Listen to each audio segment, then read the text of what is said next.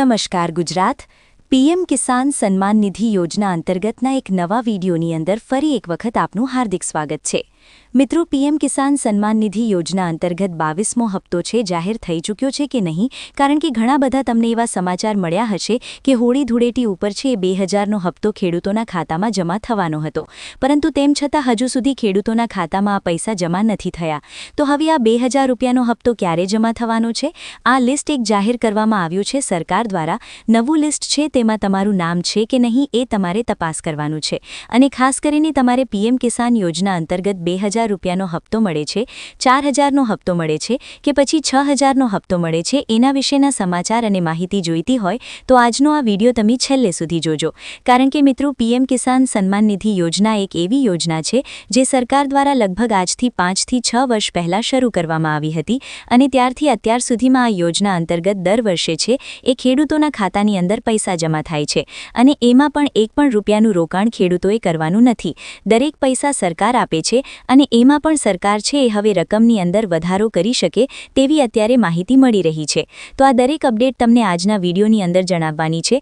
ખાસ કરીને ગુજરાત રાજ્યની અંદર જે ખેડૂતોના ખાતામાં પૈસા જમા નથી થતા એવા ખેડૂતોએ હવે શું કરવાનું છે, કયા ખેડૂતોને આવો મેસેજ આવ્યો છે એ પણ તપાસ કરવાનું છે। અને પીએમ કિસાન સન્માન નિધિ યોજનાનો જે મુખ્ય ઉદ્દેશ છે કે હવે એ પછી સરકાર દ્વારા બજેટ જે રજૂ કરવામાં આવ્યું હતું ફેબ્રુઆરી મહિનાની અંદર, તો એ બજેટમાં પણ શું ખરેખર પીએમ કિસાન સન્માન નિધિ યોજના અંતર્ગત ખેડૂતોના ખાતાની અંદર જે વધારે રકમ ટ્રાન્સફર થાય એ બાબતે કોઈ ચર્ચા થઈ છે કે નહીં? આ દરેક અપડેટ તમને આજના વિડીયોની અંદર જણાવીશું।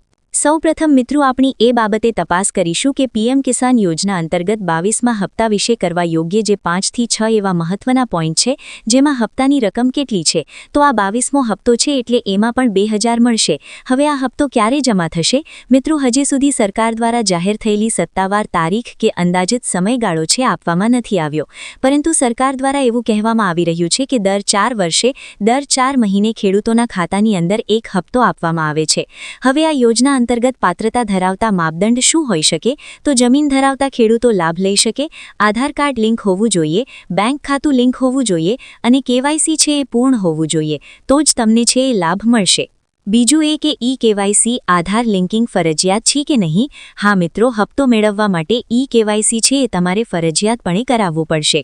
જો કેવાયસી કરાવવાનો બાકી હોય તો વહેલી તકે કેવાયસી કરાવી લો, કારણ કે હવે ટૂંક જ સમયની અંદર તમારા બેંક ખાતાની અંદર હપ્તો જમા થાય અને કેવાયસી ન કરાવેલું હોય તો હપ્તો અટવાઈ જાય તો એ પછી છે એ સરકાર જવાબદાર રહેશે નહીં। પાંચમું જોઈએ તો હપ્તાની સ્થિતિ કેવી રીતે તપાસ કરવી? તો બેનિફિશિયરી સ્ટેટસ સરકાર જાહેર કરે છે।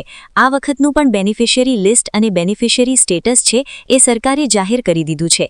તેના માધ્યમથી તમે વધુ અપડેટ છે એ મેળવી શકશો। હવે મિત્રો, હપ્તો ન મળ્યો હોય તો શું કરવું?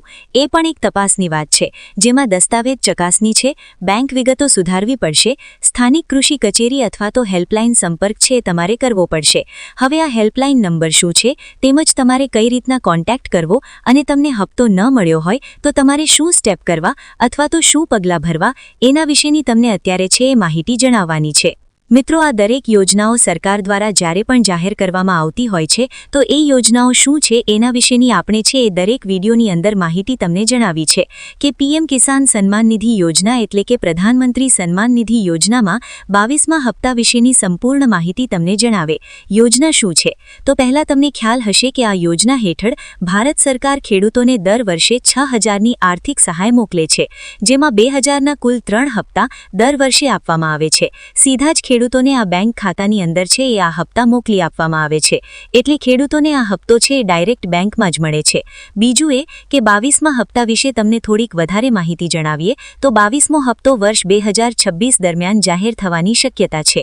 હવે મિત્રો, આ વર્ષનો હજુ એક પણ હપ્તો છે એ સરકારે જાહેર નથી કર્યો, એટલે કે દર વર્ષે જે 3 હપ્તા જાહેર થાય છે તો એમાંનો આ 22મો હપ્તો છે એ વર્ષ 2026નો પ્રથમ હપ્તો હશે। ત્યાર પછી 23મો અને 24મો હપ્તો આ વર્ષની અંદર છે, પરંતુ હજુ સુધી 22મો હપ્તો નથી મળ્યો।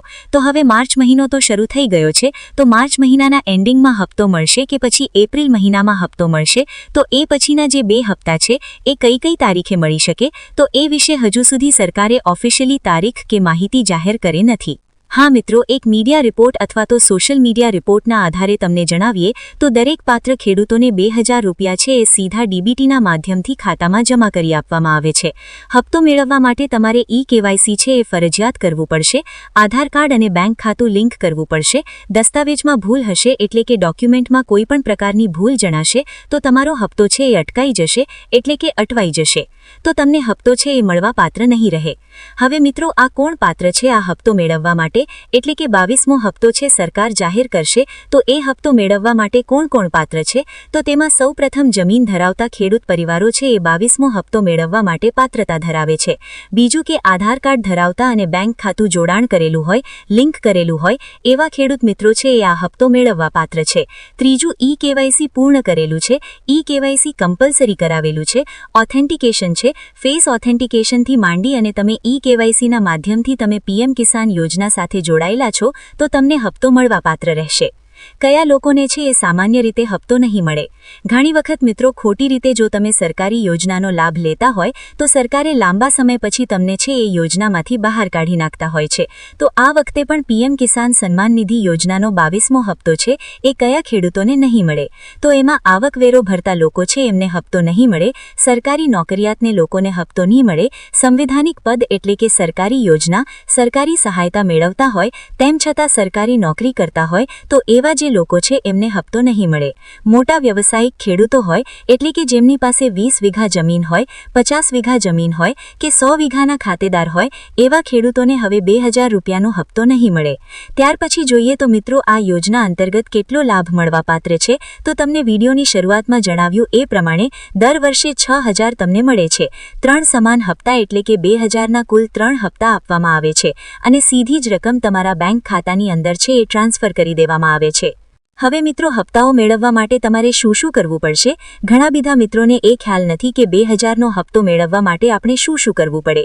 તો પીએમ કિસાન યોજનાની જે ઓફિશિયલી વેબસાઇટ છે પીએમ કિસાન પોર્ટલ, એના ઉપર જઈ અને તમારે નોંધણી કરાવવી પડશે. આધાર કાર્ડ છે એ તમારે ત્યાં આપવું પડશે અને ચકાસવું પડશે.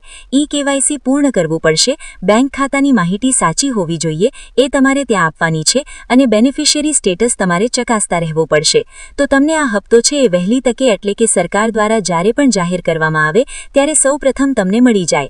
જો કોઈ જોઈએ તો હું તમને 22મા હપ્તાની સ્થિતિ વિશે વધારાની અપડેટ અને સ્ટેપ બાય સ્ટેપ માહિતી જણાવીશ.